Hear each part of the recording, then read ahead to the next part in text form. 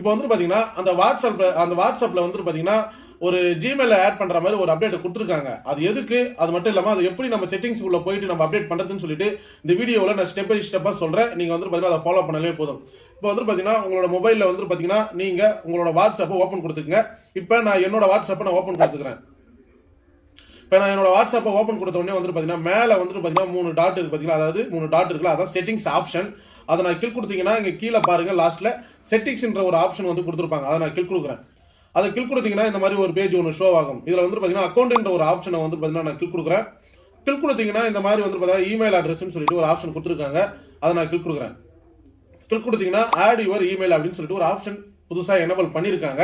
Suppose உங்களுக்கு வரலன்னா நீங்கள் பிளே ஸ்டோரில் போயிட்டு அப்டேட் கொடுக்கலன்னா அப்டேட் கொடுத்துக்குங்க. அப்போ தான் அது வந்து பார்த்தீங்கன்னா எனேபிள் ஆகும். இப்போ நான் இது எனேபிள் ஆகிடுச்சு. நான் என்ன பண்ணுறேன் பார்த்தீங்கன்னா இப்போ என்னோட மெயில் ஐடி நான் கொடுத்துக்கிறேன்.